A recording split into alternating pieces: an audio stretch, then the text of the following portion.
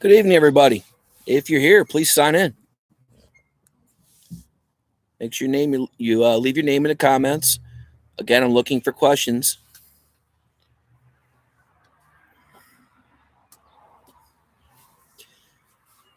If you see me look to my left, don't mind me. I'm not ignoring you. I'm cheating. I've got a second Chromebook here with my notes.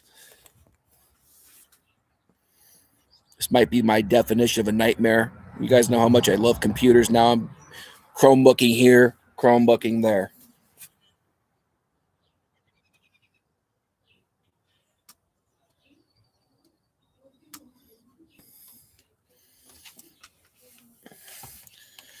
All right, I hope you guys got outside today. It was beautiful out today. Got a little bit of work done out here. A little hard to do because sunlight and computer screens don't like glare, but it was worth it. I hope you got outside.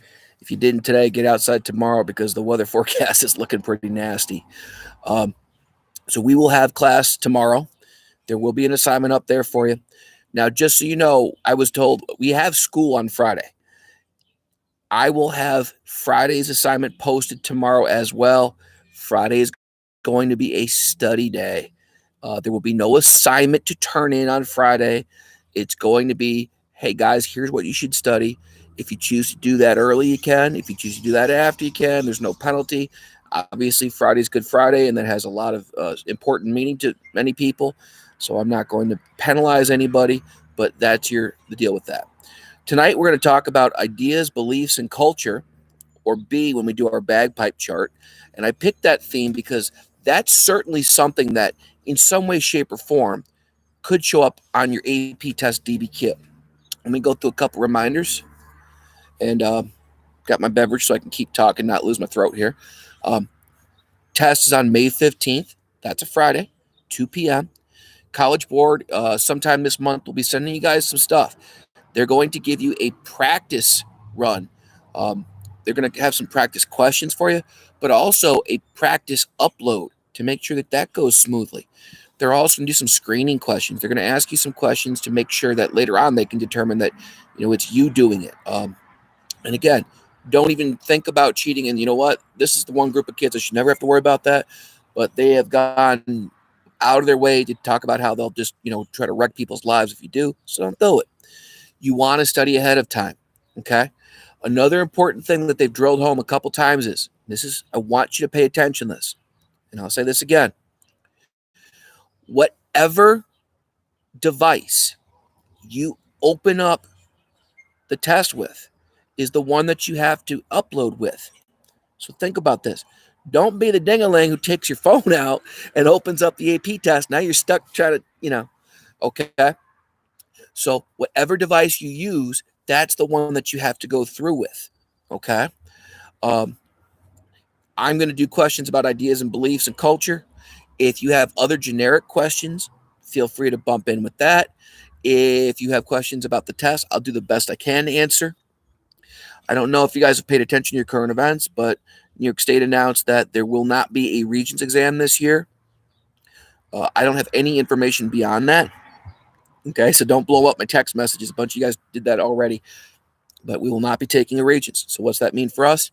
It means between now and the AP test, we are going to go full-fledged, hardcore just review. And after the AP test, we're going to do fun history. Okay? We'll cover, the big stuff, but we'll do it in a fun way. All right? So, with that being said, let's get going here now. On the Google Classroom, for those of you guys who are computer multitask type dudes and dudettes, I have a PowerPoint. Ooh, look at that. I'm getting all artistic. Or I should say a Google Slides. And it's a quick review of beliefs, ideas, and culture. And all I did was basically list terminology. This was the best I could do. I've been cranking out stuff on the computer for you guys, but I got to the point where I was up late last night doing stuff. I got up early and I realized, okay, I got to, for this one, since I'm doing a review, I've got to make it simple. But you might want to have a screen open, if you can, to follow along at home. All right. Again, guys, I'm looking at the comments. Jump in with questions at any time. Okay, so what do we mean by ideas, beliefs, and culture? Again, in our notes, this is our bagpipe. Now, College Board, they've got a couple different categories. They talk about cultural history. They talk about social history. But That idea of B, ideas, beliefs, and culture, kind of gives you the good enough picture. What do we mean by that? We need religions, reform movements, moral codes. Examples might be the Pilgrims, Puritans, both Great Awakenings. Um, it could be a philosophy, an ideology, a code people live by. Manifest destiny. Go west, young man, go west. Or social Darwinism. Popular culture, movies, sports, music. It could be mass media, radio, newspapers, magazines. It could be cultural values and traditions. Terms like the Protestant work ethic, rags to riches stories, consumerism. It could be literature, books, pamphlets, other essays. If it's been written, you could kind of put it under there. Now, it's important to understand when we talk about these course themes, there's overlap. What could pop up under ideas, beliefs, and culture could also pop up under identity. You know, manifest destiny, jingoism, the white man's burden. Those are ideas, but you could also pop them up under America in the world and our bagpipe chart. I'm trying to, when we do these things from here on out, pick stuff that overlaps. Call me crazy, but if they're only going to give you one essay, they're going to try to give you a DBQ essay that encompasses as much of the course as possible. So my thought would be, let's look for things that changed a lot. Okay. So if you, again, have the ability to, you might want to follow along with this PowerPoint. All right. Talking about APUSH period 1. Now remember, dates are period 1, 1491, the year before Columbus. Now when they do 1491, they don't mean specifically 1491. They mean take a snapshot of what America was like, the Americas at least, before European contact. Ending in 1607 with the establishment of Jamestown, the first successful British colony.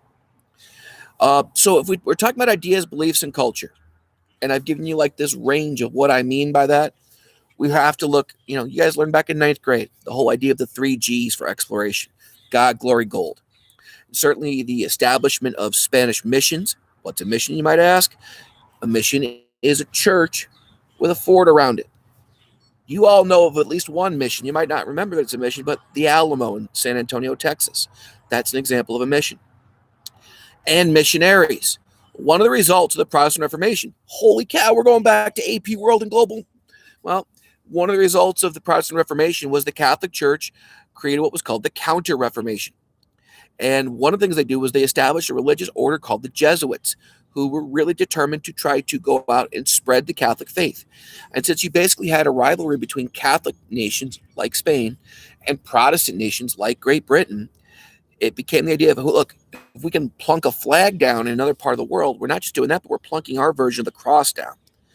So missionaries and missions. Or in 9th grade, you guys learned God, glory, gold. If you want a good example of the impact of ideas and beliefs and culture, again, if we're talking religion, the Treaty of Tordesillas in the 1450s, where the Pope said, hey, I'm a Pope. And he divided the New World and said, look, the eastern half of the New World belongs to Portugal, a Catholic country, and the western half of the New World belongs to Spain, a Catholic country. Well, maps weren't so good back then, so Spain got a much better hand on this deal. That line of demarcation. In period 1, if we're talking about ideas, beliefs, and culture, certainly again religion, talk about Bartolome de las Casas, the Spanish priest who fought for the rights, at least for better treatment of Native Americans in the encomienda system. De las Casas, argued that, look, these are children of God. So he's trying to basically change a Spanish system of labor and power based upon religious tenets. You could talk about Christianity as a justification for the treatment of natives by not just Spain, but other European nations. The idea that they're non-Christians as another reason why natives could be treated the way they were. The Valladolid debate between De las Casas and, I'll be honest, somebody else. It's 7 o'clock and I'm forgetting. Over the question of encomienda and the rights of Native Americans. And that Valladolid debate led to what were called the New Laws of 1542. You could also throw in Native American ideas, beliefs, and culture. Ideas like reciprocity. Ideas like in some Native American societies, you are Matrilineal, meaning that your family line is passed down through mom, versus patrilineal. Okay, so there's quite a bit there. And I'm glancing over period one just because I don't think they're going to hammer period one. What they've said is the DBQ prompt will be between periods 3 and 7. Now, why does that matter? So the essay, they're not going to ask you an essay about period 1. They're not going to ask you an essay about period 2. They could, though, ask you an essay about period 3, 4, 5, 6, 7, with the idea that you can reach back into period 2, okay? Or period 1. Really more period 2. All right, moving on here if you're following along at home.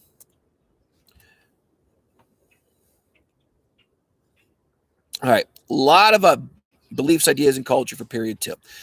As we talk about these, they're in no particular order. I didn't have enough time to put these in chronological order, guys.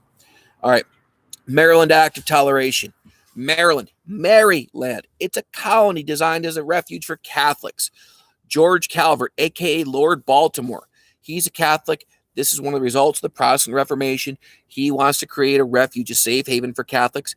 He dies, Lord Baltimore, before he can bring people over. Instead, it's his son Cecil Calvert who does that. As more Protestants start to come into Maryland, you get the creation of the Maryland Act of Toleration in 1649, which basically said it's illegal to persecute or harm in any way a Christian. Okay, which, yes, it's limited to only Christians, but for 1649, guys, that's incredibly radical. Of course, we can't talk about ideas, beliefs, and culture unless we mention the Pilgrims. Don't forget, the Pilgrims were separatists. They wanted to break away from the Church of England. They thought the Church of England was too corrupt or too Catholic. Why do we care about these guys? Well, even if the essay doesn't have anything to do with period 2, if they ask you about American government traditions, remember, it's on board the Mayflower in 1620 that you have the establishment of the Mayflower Compact, where the Pilgrims and the non-separatists, there are people on the Mayflower who were not there for religious reasons. They're there to make money.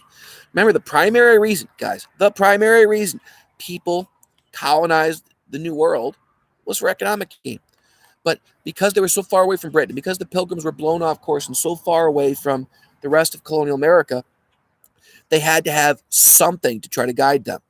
Okay, and we care about the Mayflower Compact because it's a step towards self-government in America. Contrast them with the Puritans, who are non-separatists.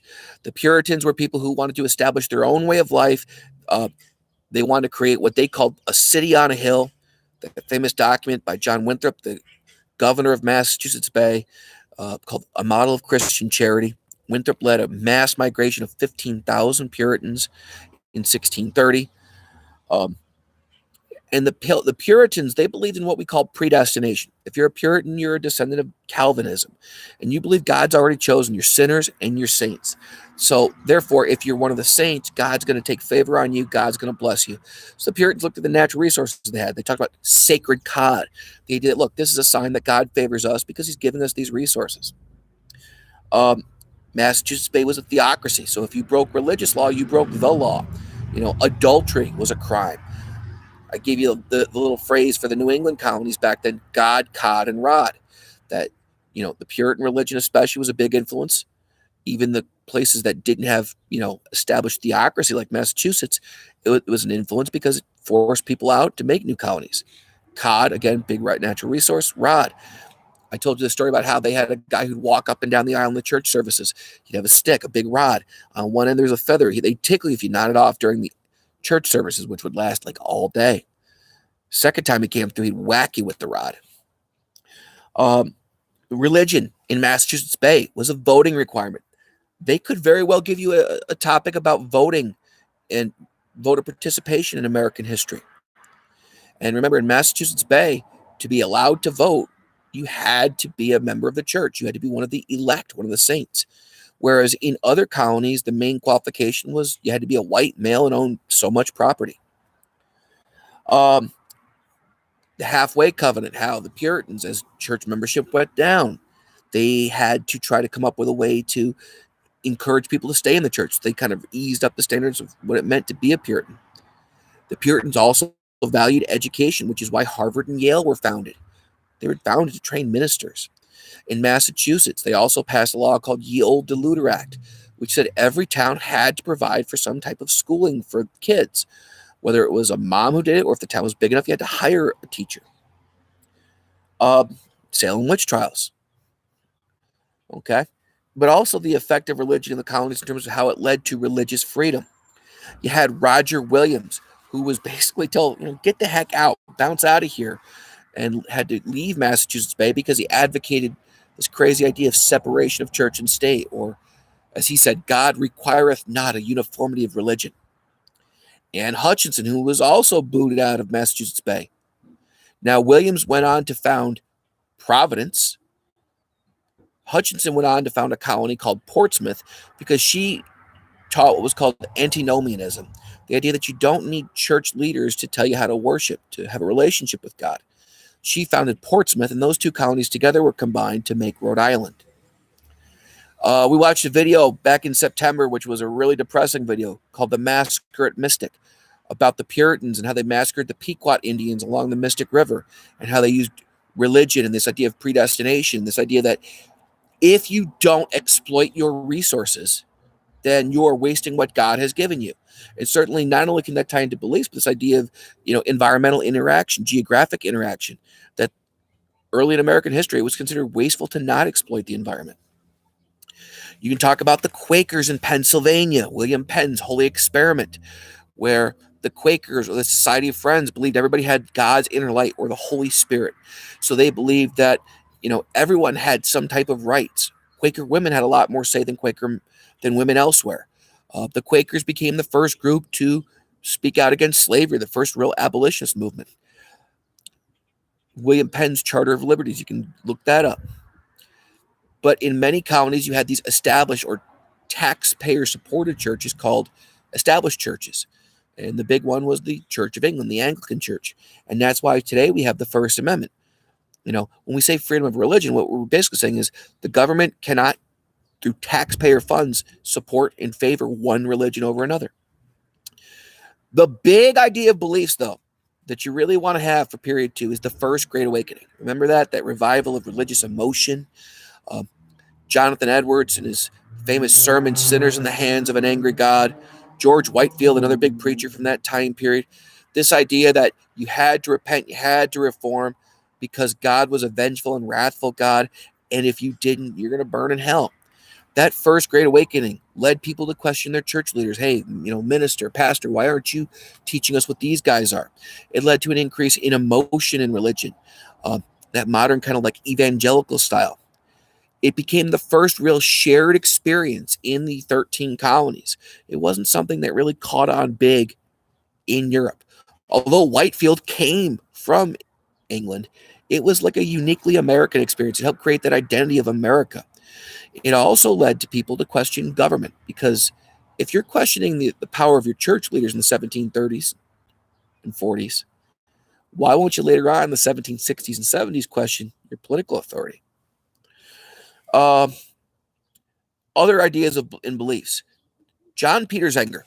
John Peter Zenger was a newspaper publisher in New York, and in 1735, he published an article in his paper accusing William Cosby, the governor of New York, of being corrupt. And what Zenger printed was true. It was nasty, but it was true. He was arrested for libel, for publicly defaming an important figure. The jury took 5 minutes to come back and find him not guilty. And his lawyer, Andrew Hamilton, who defended him, not Alexander, but Andrew, no relation, defended Zenger, and that really established this whole idea of freedom of the press, a right that wouldn't be guaranteed until the First Amendment in period 3. You could also throw in there Phyllis Wheatley. She was a slave, and she became one of the first real poets of colonial times and the American Revolution. All right, now, again, guys, jump in if you have questions. Please don't be shy. I feel better when I know you have questions. If we're talking about period 3 for ideas, beliefs, and culture, we kind of zone more in. It's not a big list. We zone more in on ideas, beliefs, and culture and how they tie into the American Revolution. See, one thing I want you guys to remember for all these time periods is we named them. We said period 1 was Indians, exploration, and stuff before the British. Period 2 was colonial America, especially British colonial America. Period 3, which goes from 1754, the start of the 7 Years, aka French and Indian War, it ends at 1800, which is the election of Thomas Jefferson, the so-called Revolution of 1800. So we called that one Causes and Effects of the American Revolution. So if you remember the name of the time period, guys, when you have to contextualize your essay, paint that big picture. Every time period has some kind of overarching important thing. So in period 3, ideas, beliefs, and culture, we have deism. Deism is kind of like this religion-ish type of thing. It's a philosophy. It's the idea that you believe in God, but your view of God isn't what a Catholic or Protestant church tells you. It's the idea that God is like a clockmaker. He has designed a perfect universe that operates according to what were called natural laws. So deism is kind of like the religious element of the Enlightenment. Why do we care about that? Because the idea of natural laws, that God's the perfect clockmaker, he's designed the universe to operate according to these laws, and that if anything violates natural laws, that it needed to be stopped. It was wrong. Remember, it's John Locke in the Enlightenment who writes about natural law and natural rights. And if the government takes away your natural rights, the people have the right to overthrow it. A lot of our founding fathers were deists. Ben Franklin certainly was a deist. Thomas Jefferson was a deist. George Washington, although he was one of the elders in his church, kind of leaned more towards deist. Okay? Again, the Enlightenment, ideas of John Locke, natural rights. I mean, guys, Thomas Jefferson basically took white out and, said, look, John Locke said natural rights, I'm going to call them unalienable rights. Life, liberty, and property is what John Locke said. Life, liberty, and the pursuit of happiness is what Jefferson said. And Jefferson really took this idea that there's a social contract, that governments are created from the, quote, consent of the governed. These are John Locke ideas. And Enlightenment philosophies like natural rights, natural law, guys, those are ideas, beliefs, and culture. And you see the influence of it on the creation in the Declaration of Independence. We have our own Enlightenment type philosopher, thinker, dude. Remember Ben Franklin? He's like the original rock star. He invents the lightning rod, which saves fortunes. I mean, we kind of go, okay, it's the lightning rod, big deal. Ben Franklin saved what would probably be millions of dollars today, because buildings were always at risk of being hit by lightning, and if you had a fire, it would not only wipe out that building, but it wipe out others.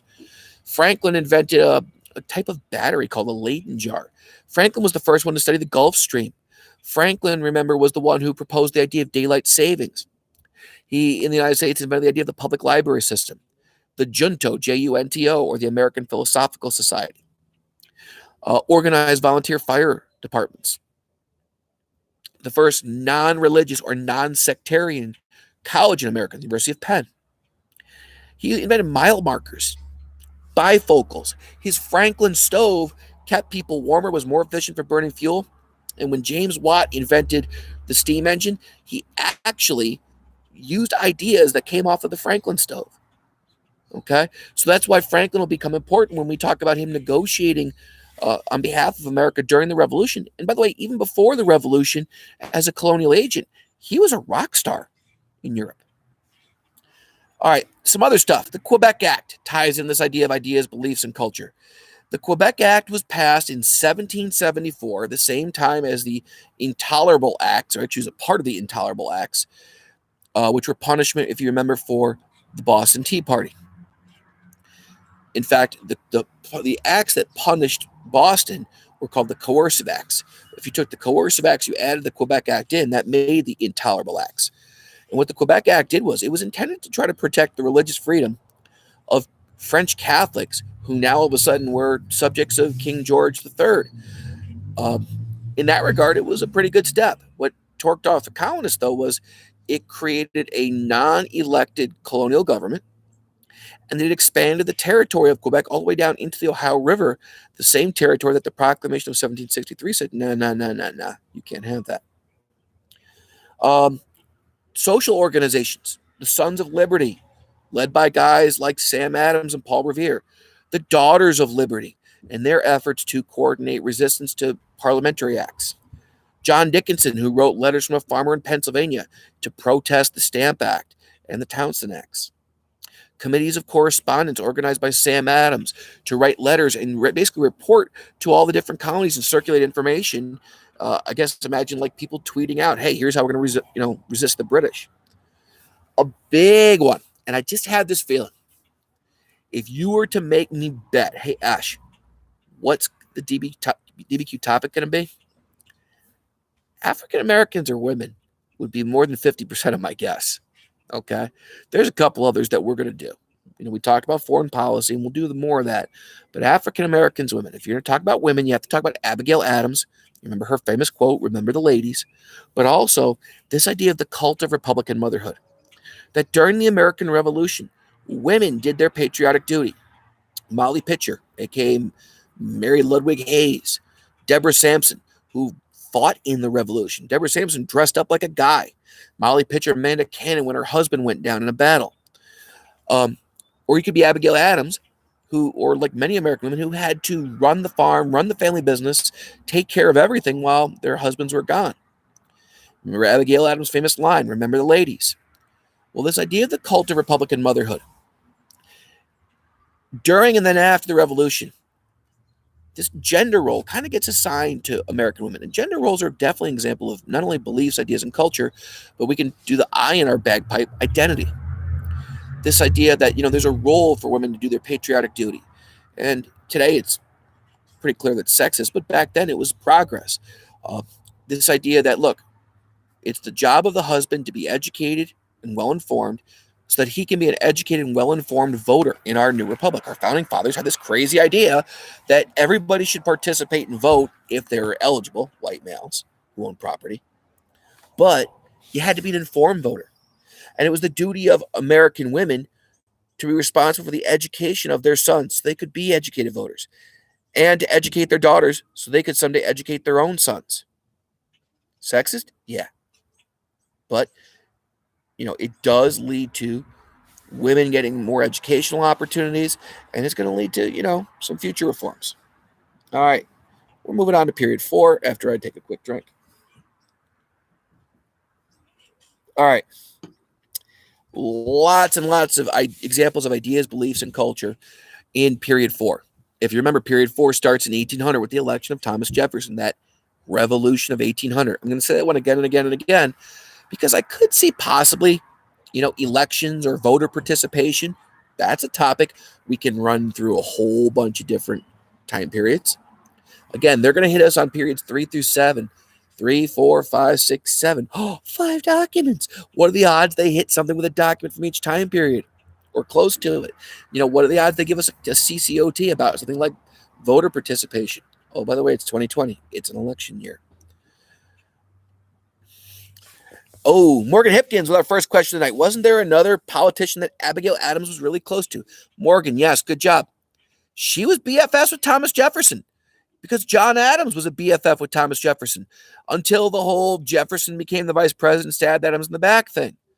But yes, the Adams and the Jeffersons had a very close relationship. In fact, Abigail Adams at times helped Thomas Jefferson with his kids.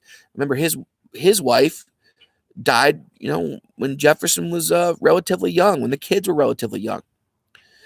And so when John Adams got stabbed in the back, at least in her mind, by Thomas Jefferson, when they had their falling out, it kind of really hit her. But yeah, she was also close to other people like Benjamin Rush and Mercy Otis Warren, people who were prominently mentioned in the American Revolution in terms of documents. All right, so one way to think of ideas, beliefs, and culture is if you see an ism. An ism is a belief. It's a philosophy. It's a way of doing things. Nationalism.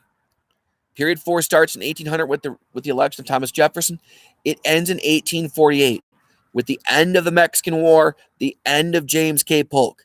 And there's a lot of ideas and beliefs in that time period. We have cultural nationalism. This idea that we are America, and we culturally back it up. People start to emphasize American writers, guys like Washington Irving. Remember him? Headless Horseman, Sleepy Hollow, uh, Herman Melville, Moby Dick.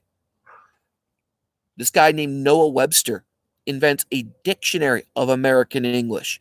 American painters like Benjamin Rush. We really start to emphasize this idea of American culture. We have economic nationalism. Now, I can do economics later on. We do work exchange and technology. But, again, these can overlap a little bit. After the War of 1812, Henry Clay creates this idea of the American system. The idea that we need to be self-reliant, independent. It's very nationalistic. And we're going to find that it does in some ways promote nationalism, but also helps create sectionalism. We can talk about the Marshall Court for nationalism. And again, that's more politics and power, but still, it's promoting the national interest. The opposite of nationalism, of course, sectionalism. During that so-called era of good feelings, when the Federalist Party dies, and you only have one political party, now all of a sudden, the division's not along party lines, it goes on north and south lines. We can also do art. There's a new artistic genre that starts in period 4 called the Hudson River School. It was an artistic style that was based upon landscapes, upon nature scenes, and it really fits in with this idea of manifest destiny. And if I say manifest destiny, you say, go west, young man, go west. If you have to write a manifest destiny essay or an expansion essay, tie in this idea of the Hudson River School. Why? Well, if people are moving west and obsessed with moving west, that'll be the hot topic that's trending. And therefore, artistic styles and stuff like that will focus on the frontier, on nature, its power, its beauty. Where in Hudson River School paintings, mankind looks small and insignificant compared to like the vastness and the power, almost like the supernatural quality of nature and the frontier. Separate spheres. Okay, during period 4, we get the creation of what's called the market revolution, America's like early version of the Industrial Revolution, and it's going to create gender roles. Separate spheres is going to redefine the role of men and women again. Now, men, it was considered your place to work, to make money, worry about politics, worry about money, whereas women, because more people are working in the factories, family size starts to get smaller. People are having children for the sake of having children, not so much for the sake of having farm hands around. And it was considered a woman's separate sphere to care for the family, provide for the moral and religious upbringing of the children. In fact, we have a new term, what's called the cult of domesticity. And it's that cult of domesticity that's going to get pushed back by early women's rights leaders. I have seen an old AP essay where they asked students to compare and contrast the cult of Republican motherhood and the cult of domesticity. And if you think about it, period 3, Republican motherhood, 4, cult of domesticity. When we get into period 5, we'll continue to see efforts for women's rights. 6, especially in 5, the efforts of women as abolitionists. 6, we're going to see efforts for women's suffrage like Susan B. Anthony. 7, women involved in stuff like the Settlement House movement, Jane Addams. Women's suffrage, women involved in prohibition. Women like Eleanor Roosevelt fighting for women's rights, finishing off with Rose the Riveter. We could get women's rights all the way through periods 3 through 7. There's a possibility you could get a women's rights DBQ. They've done it before. Now, usually they confine it to a time period like post-World War II or, 1865 to 1900. But, I think all the rules are broken. But women's rights, certainly a big one. Nativism. And if I say nativist, you say the ticker tubes. You start to see that. Again, it's an ism. It's a belief. As you get increased immigration to the United States from the, quote, old immigrants, and we're going to do a whole night on immigration because that's a topic College Board likes. Remember the old immigrants, the immigrants before the Civil War, the Irish and the Germans especially. They were predominantly Catholic. They tended to have more job skills, but they still faced a lot of nativism. They settled either in northern cities or along the frontier, and they encountered, nativism. No Irish need apply signs. the Know Nothing Party. There was a stigma attached to them because of their Catholic faith, because America predominantly was a Protestant nation. And if you remember, a lot of those antebellum reforms from the Second Great Awakening, they were Protestant in nature because of the association of drinking. I've, I've, I've seen cartoons with German immigrants with a head and the body's a beer barrel. Irish immigrants, next to them, there's a head and the body's a whiskey barrel. Okay. Antebellum reform movements. This is certainly the impact of ideas and beliefs. How the ideas of the Second Great Awakening, especially, again, this renewed religious fervor, where now it's not good enough. And this is the big difference. The First Great Awakening was all about you individually. You got to repent. You got to reform. You got to save yourself. What the Second Great Awakening does is it comes out with, no. It's not good enough just to be a good Christian on your own. As a Christian, it's your duty to fight against sin wherever you see it. In other words, injustice, fight against it. It's going to spur these reform movements. Give you a few quickies here. Horace Mann. In 1840s, he becomes the leader in the public school movement. The idea of taxpayer-funded schools based upon local and state money, teacher colleges, standardized school years, longer school years. Massachusetts really leads the way in education. Again, remember, Harvard's in Massachusetts during colonial times. Dorothy Dix. She's a Massachusetts school teacher who urges to fight for the rights for people with mental illness and for prisoners. Okay, reform there. But the big idea is this Second Great Awakening, this idea of emotion, of not just fear of hell because you sinned, but because you didn't stand up to sin. And you really see like this evangelical revivalist style. The most famous preacher of the Second Great Awakening was a guy named Charles G. Finney. Okay? Finney was famous for preaching in what was called the Burned Over District, upstate New York. Central and Western New York was called the Burned Over District, as in hellfire and brimstone sermons. And when we talked about this, we said it was kind of like Godstock or Godapalooza. Like these revivals would look like concerts. People would camp out, and it really swept through the North, not as much the South. And the Second Great Awakening will be one of the things that causes not just reforms, but also helps cause the Civil War. Because one of the injustices they're going to point out is slavery. We talked about perfectionism, the idea of utopian communities, people who thought they could kind of find the perfect way to live. The Shakers. In Central New York, we have Oneida. Google them up. Review those guys. Brook Farm. New Harmony. But we also had people like transcendentalists who said, look, you're really missing the big picture, man. It's about God. It's about nature. It's about the universe. And anything that takes away your ability to transcend and kind of have that connection is morally unjust. Transcendentalists were not, big supporters of government, of materialism, but they were outspoken critics of slavery. We read a chapter in Battle Cry of Freedom this year called Mexico Will Poison Us, which is a famous quote from Ralph Waldo Emerson. The Transcendentalists vehemently opposed the Mexican War. Henry David Thoreau lived out in the wilderness for a year in a cabin, eating pies his mom made. He wrote a book called Walden about getting in touch with nature. He also spent a night in jail because he refused to pay his taxes because he did not want to have his tax money go to support the Mexican War. So he wrote an essay called Civil Disobedience. Remember, Thoreau becomes the inspiration for Martin Luther King. Holy synthesis, Batman. All right, now we're going to move on to period 5.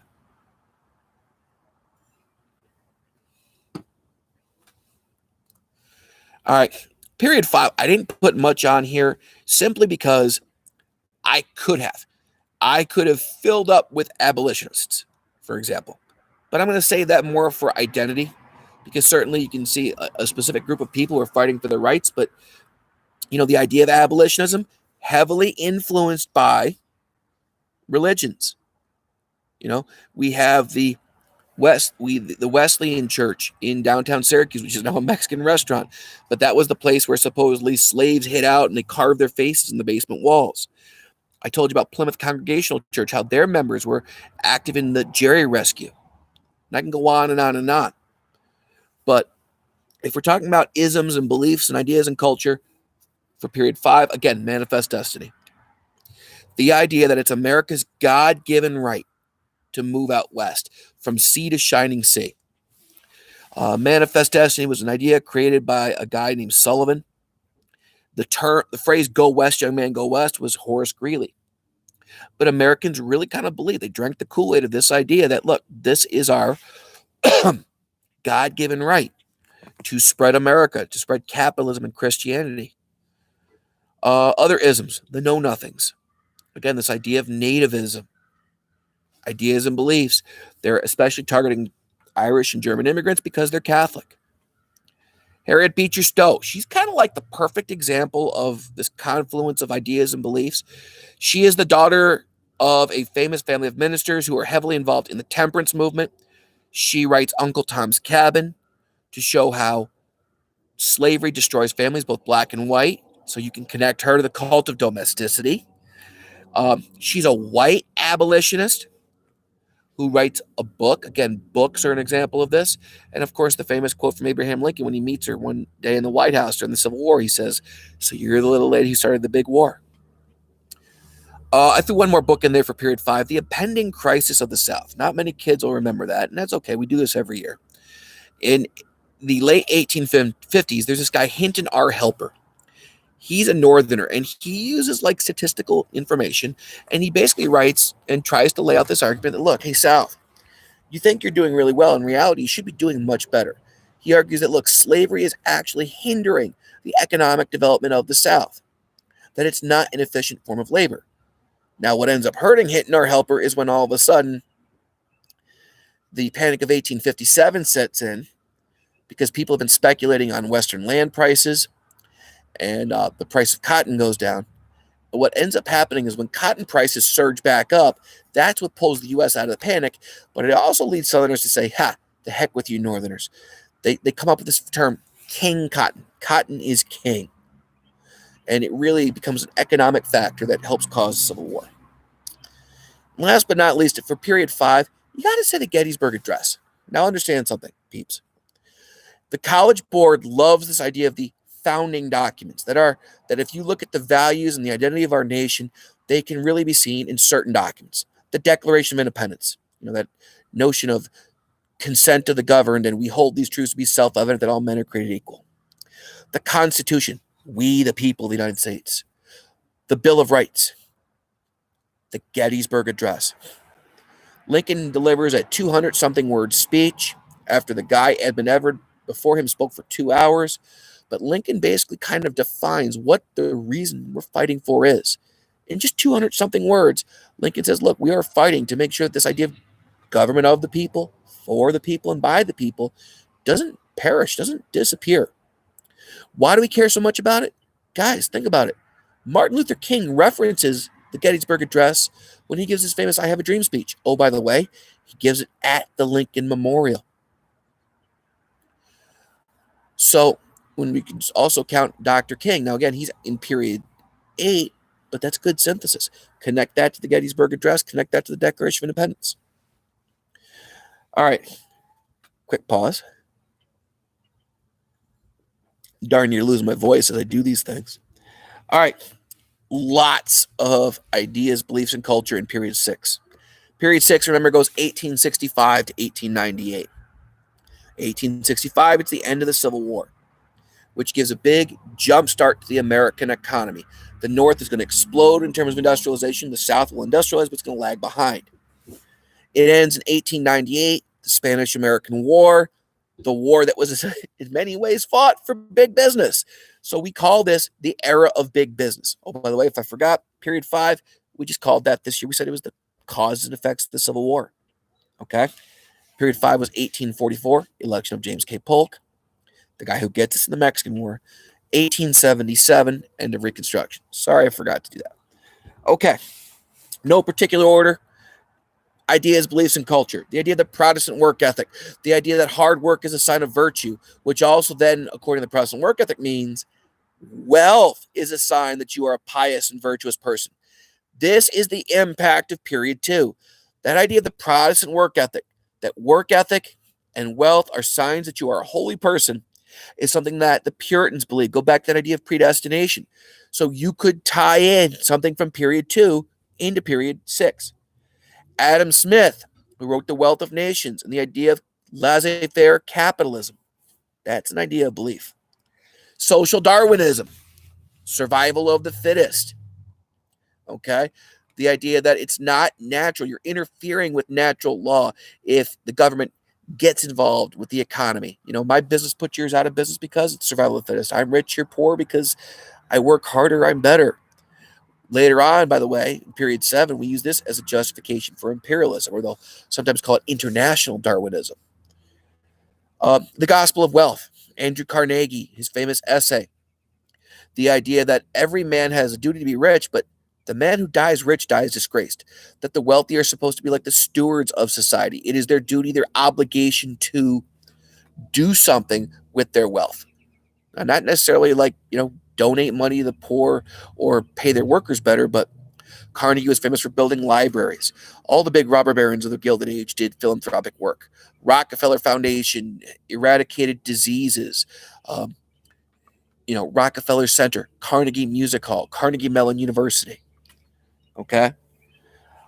Also, the idea of the self-made man, or the rags to riches story, the idea that anybody can go from rags to riches, was an idea perpetuated by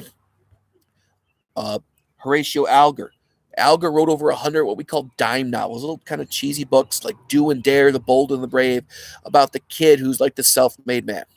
Jordan wants to know what's on the grill tonight. Well, the grill's done for the night, but we did have a very nice selection. We had a little chuck steak out of the freezer, and because not enough meat, had some venison tenderloin that my brother-in-law donated, which was very nice. Yes, Jordan. All right. Other ideas, beliefs, and culture. Helen Hunt Jackson in the early 1880s writes a book called A Century of Dishonor.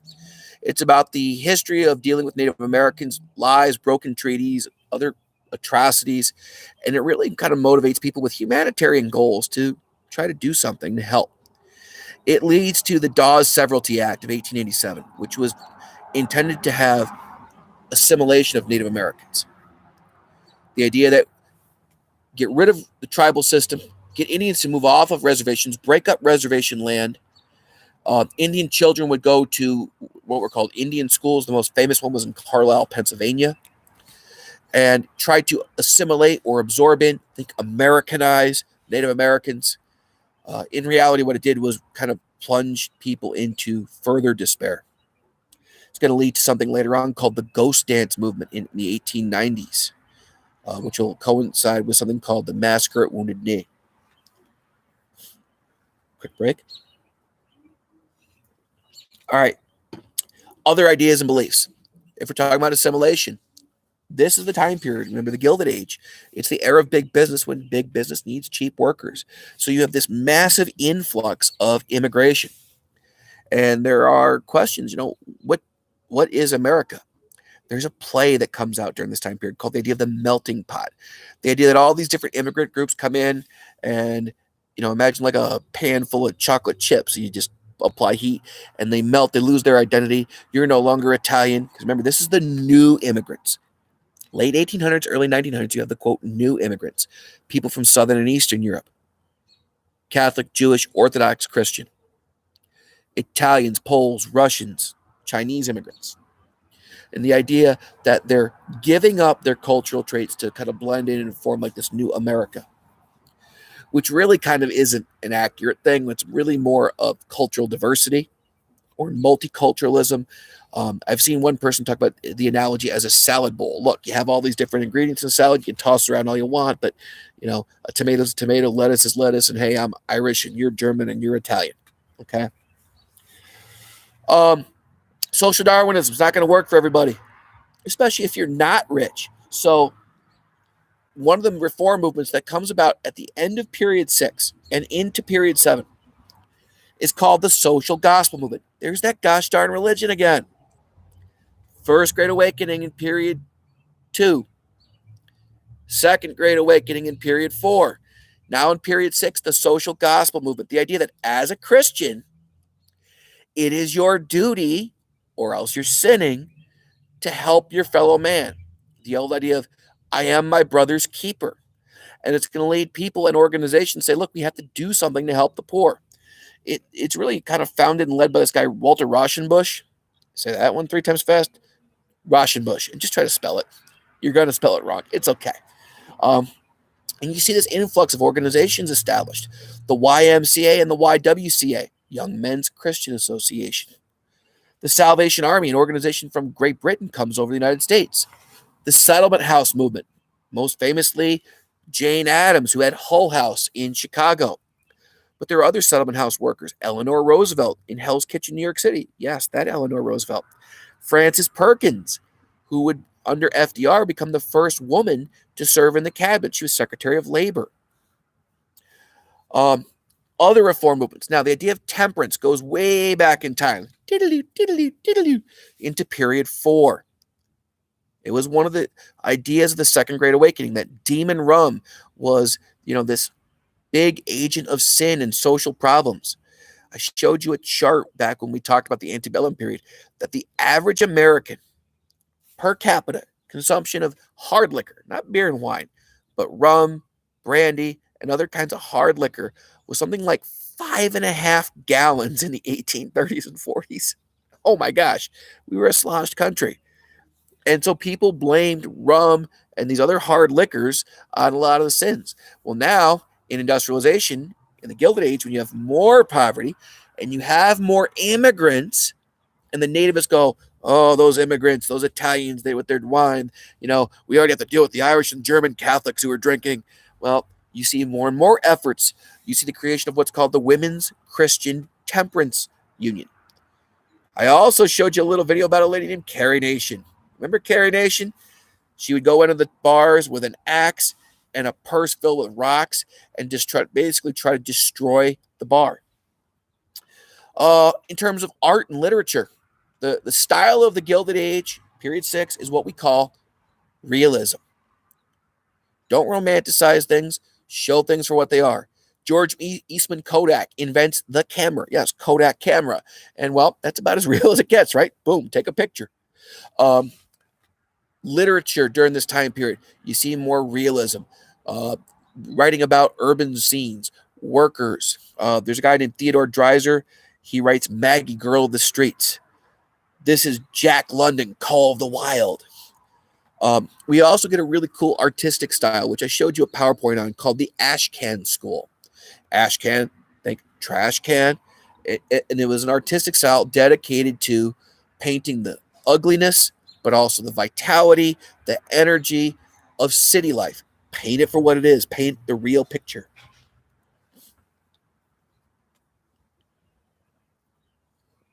We get some cool culture in period 6 as well. During this Gilded Age, again, 1865 to 1898, new forms of music. You get what's called ragtime, which is like the predecessor of jazz music. Famous ragtime musician was a guy named Jelly Roll Morton. You get the creation of the first real American leisure culture. Because you have industrialization. Yes, you're going to have factory workers working in sweatshops with terrible conditions and low pay. You're going to have the uber rich, but you're also going to have this growing middle class because you need factory managers, middle managers in companies. And people are looking for leisure activities, whether it's amateur athletics. We see the first college football game during this time period between Rutgers and Harvard. Professional baseball, boxing, bare knuckle boxing with gentlemen Jim Corbett and John L. Sullivan. We see amateur sports, people biking, playing tennis. We see this idea more and more of entertainment, vaudeville shows, kind of like comedy meets variety meets musical acts. And I just threw one in there. It's not actually in this time period. It's in 1900. But in 1900, L. Frank Baum from Chittenango, New York, wrote The Wizard of Oz. And when Baum wrote The Wizard of Oz, he was writing, remember, about the election of 1896. Google that. We talked about all the symbolism. Dorothy's got silver slippers in the book, not ruby red. Oz is OZ for ounces, how you measure gold. Follow the yellow brick, gold. To get to Oz, he lives in the Emerald, Green, Money, City, and all that other fun stuff. Okay? And we're going to period 7 here. All right. Home stretch, baby. Here we go. Last time period they're going to test us on. The idea of international Darwinism, social Darwinism, but for imperialism. A book written by Alfred Thayer Mahan, The Influence of Sea Power Upon History, which we said became the imperialist playbook. Neighbor's dog apparently is not real happy. Jingoism. Now, we could use jingoism for America and the world, but I think you can do it as an idea as well. Guys like Teddy Roosevelt who glorify military action. It's like militarism plus nationalism. Okay. Yellow journalists like William Randolph Hearst and Joseph Pulitzer. There's an anti-imperialist league formed after the Spanish-American War. Some prominent anti-imperialists were William Jennings Bryan, Mark Twain, Andrew Carnegie. Okay. This idea of scientific management. There's a guy named Frederick Taylor who goes around during period 7 in the progressive era, and he just times things. He becomes like the first consultant. Here's how I can improve your business efficiency. And we could also put this under work exchange and technology, the E in our bagpipe, but we'll go from there. Muckrakers. If I say muckrakers, you say digging up the dirt. Upton Sinclair wrote The Jungle. Ida Tarbell wrote History of Standard Oil. Jacob Riis, How the Other Half Lives. Lincoln Steffens, The Shame of the Cities, about political machines. There's some ugly stuff here. The Birth of a Nation. D.W. Griffith's silent film where the KKK are like the heroes. It's like a messed up racist version of Avengers. The film that Woodrow Wilson praised shows how racist the progressive era still was. Prohibition. Connect Prohibition back to the antebellum period. Connect it to period 6 with temperance. Now, finally, Prohibition becomes the lay of the land, and it's going to have big societal impacts. It's going to lead to an increase in organized crime. It's going to lead to bootleggers, speakeasies, bathtub gin, and all that fun stuff we talked about. Go back and review Prohibition. When we get to 1920, Warren Harding gets elected with this idea of the return to normalcy. Again, this is a belief. You could put this under politics and power, but it is a belief. The idea that, look, progressive era America with its government regulation and its Teddy and Wilson getting involved in foreign affairs, that's not normal America. Normal America is we need to go back to laissez-faire and isolation. The consumerism of the 1920s. Conspicuous consumption, the idea that you had to buy, conspicuous consumption, you have to buy stuff to show that you're successful, that you're good. And the over-reliance on credit with the installment plan. The mass media of the 20s, silent movies. Stars like Charlie Chaplin, Rudolph Valentino, and Gloria Swanson. The first talking movie was created, The Jazz Singer, starring Al Jolson. Sigmund Freud and his psychological views and what he published shook up American society. Authors of The Lost Generation, F. Scott Fitzgerald, The Great Gatsby, H.L. Mencken, T.S. Eliot, Ernest Hemingway. I'm going fast because we've been on for almost an hour. And I haven't seen any questions in a while. Again, guys, if you have your questions, give them to me. Radio, the first commercial radio station. The celebrity culture of the 1920s. Pro athletes like Babe Ruth, Red Grange, Jack Dempsey. Movie stars, celebrity endorsements. The clash you see in the 1920s between religious fundamentalism, like you can only teach creationism, and modern ideas. It gets epitomized in the Scopes monkey trial. William Jennings Bryan, famous Populist Party candidate, helps prosecute Scopes. Clarence Darrow, the guy who was one of the founders of the ACLU, becomes the guy who defends Scopes. Evangelists use new forms of mass media, especially the radio. There's a couple of prominent evangelists in the 1920s, Billy Sunday and Amy Semple McPherson. This is also the jazz age, new form of music, which comes from ragtime.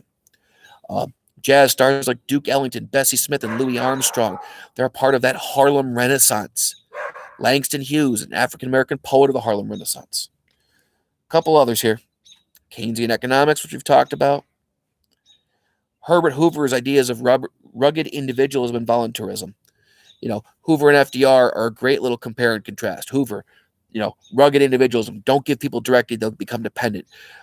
Voluntarily ask corporations to not lay people off and not cut wages. versus FDR saying, no, pump priming. The government has to get involved and inject things. Great Depression authors like John Steinbeck, who wrote The Grapes of Wrath. I played a song for you by a guy named Woody Guthrie. Remember Do Re Mi? And I even kind of gave you that little radio broadcast, Orson Welles, The War of the Worlds, to talk about the escapist culture during the Great Depression. Guys, I threw a lot at you, but ideas, beliefs, and culture is a big topic. Do you have questions for me? I'm going to take a pause here. I'm more than happy to answer any questions that you have for me, guys. And while you decide what your questions are, go Yankees. Can you tell I'm going through baseball withdrawal?